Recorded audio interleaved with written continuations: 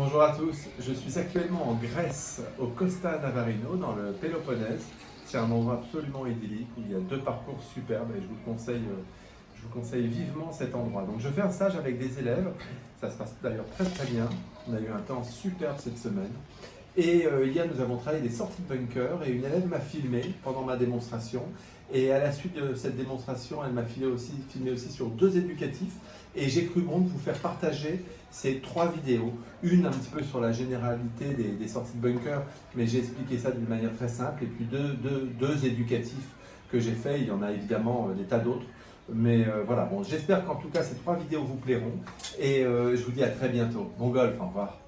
Donc, pour les sorties de bunker, on va chercher à simplifier au maximum les choses. Je veux que ce soit le plus simple possible. Pour simplifier les choses, je joue dans la direction du drapeau rouge.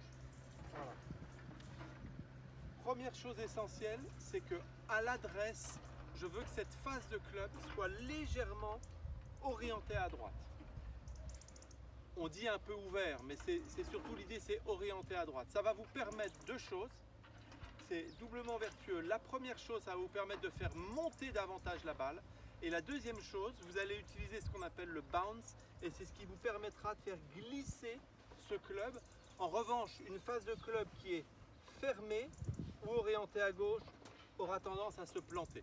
Donc première chose importante, vous orientez ce club un petit peu à droite. Deuxième point excessivement important dans le bunker, c'est qu'à l'adresse, votre club doit être dans la direction du nombril. Et surtout pas de manche en avant. Le club est perpendiculaire au sol. Il y a le même angle à droite qu'à gauche. Okay. Ensuite, on va faire les choses très simples. Vous allez mettre la balle très légèrement à gauche, le poids équilibré. Souvent dans le bunker, en mettant le poids trop à gauche, on a tendance justement à aller piocher, alors qu'il faut prendre une pellicule de sable plus légère. Donc, je répète, la face de club très légèrement orientée à droite. Je m'aligne normalement, je ne vais pas chercher à trop s'ouvrir parce que souvent on veut trop s'ouvrir dans le bunker et en s'ouvrant trop, eh bien la face de club on a du mal à l'orienter à droite et on a tendance à monter trop extérieur. Donc vous allez faire les choses simplement, le club juste un petit peu orienté à droite, la balle légèrement à gauche, le poids équilibré, pas trop de poids à gauche, voire pas du tout. Et de là, on pivote, les bras tombent et on tourne. C'est-à-dire c'est exactement l'exercice qu'on a fait tout à l'heure, c'est-à-dire je tourne mon corps, je laisse tomber, je tourne. Je tourne, je laisse tomber mes bras, je tourne. J'ouvre la porte, mes bras tombent, je ferme la porte. Ok. Donc ça donne ça. Le club orienté à droite, le club bien vers le nombril. Je tourne, je laisse tomber et je tourne. Et surtout, je vais en faire une autre. Je recommence. Je commence avec une face de club légèrement orientée à droite. Je suis square, le poids équilibré, je tourne, les bras tombent et je tourne. Et surtout, regardez, je termine à gauche de la cible. Un des points les plus importants dans le bunker, c'est de finir, c'est d'accompagner, c'est de terminer, c'est de dérouler. Il faut absolument que ce corps finisse. On a trop tendance dans le bunker à monter beaucoup et à s'arrêter au lieu de faire un mouvement pas trop ample, mais en revanche de bien finir. Ok, à vous de jouer. Donc il faut que vous sachiez que en fonction des profils, certains sont à l'aise et vous le savez un petit peu à gauche, comme Paul, d'autres sont à l'aise plutôt un tout petit peu à droite, comme Michel, d'autres sont en revanche davantage dans l'équilibre, comme moi. Donc on a tous des profils différents. Dans le bunker, vous allez me faire le même mouvement. Simplement, je voudrais vous montrer que on peut dans le bunker mettre la balle un peu à gauche, avec le poids un peu à gauche, ça c'est ce qu'on lit beaucoup dans les livres et c'est ce qu'on apprend souvent. J'ai la balle à gauche, j'ai le poids à gauche, je sors du bunker, je tourne, je suis à gauche et je vais rester à gauche tout le temps. Je fais une sortie de bunker, je suis à gauche tout le temps. Je peux très bien faire une sortie de bunker en mettant mon poids, curieusement ça vous avez certainement jamais entendu ça, mais en mettant la balle un peu à droite, la balle à droite, le poids à droite, j'ai toujours mon club ouvert et regardez, j'ai toujours mon club qui est perpendiculaire au sol et qui est vers le nombril. Hein. Là je suis à droite, je sors du bunker, je tourne et je reste tout le temps dans mon axe. Hein. D'accord? Donc je suis à droite et je suis resté à droite en permanence et j'ai fait le même mouvement. balle à droite, intérieur de pied droit, ici, poids à droite, je tourne, je laisse tomber mes bras, là, et vous voyez j'ai tourné, je reste, j'ai le talon gauche décollé, je suis resté sur mon axe droit. Ou bien, vous pouvez faire des sorties de bunker, la balle plus au milieu, là, le club vers le nombril, là je suis équilibré, et je fais toujours ce mouvement, et je reste équilibré. J'ai fait 3 fois le même swing. J'ai mis une fois le poids à gauche, la balle au milieu, le poids au milieu, la balle à droite et le poids à droite. Ok? Alors comme exercice, voilà ce que vous allez faire. Vous allez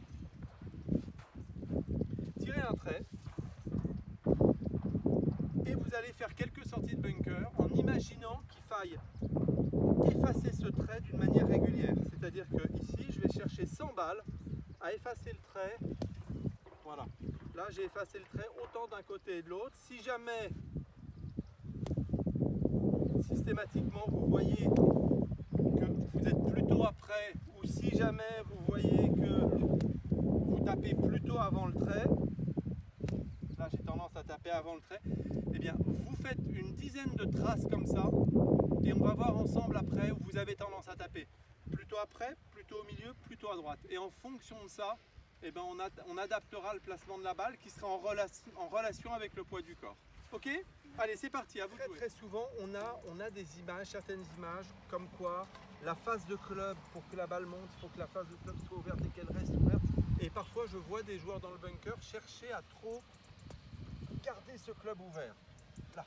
Et à finir avec un peu décollé la face de club qui reste très ouverte. D'après vous, quel est le problème quand on garde cette face de club et on cherche à la garder trop ouverte comme ça? Pardon? Il y a manque de souplesse de poignet, absolument. Et qu'est-ce que ça va donner les poignets dans le mouvement? Un coup de main. La balle, elle va pas décoller parce que si Alors, elle reste comme ça en dessous. il y a 2 choses essentielles dans le bunker pour que la balle monte. La balle monte pour 2 raisons. La première, Le club est ouvert. l'ouverture de la face de club, Oui. première chose. La vitesse. Et deuxième chose, la vitesse. Ce qui fait monter la balle, c'est l'ouverture de la face de club et la vitesse.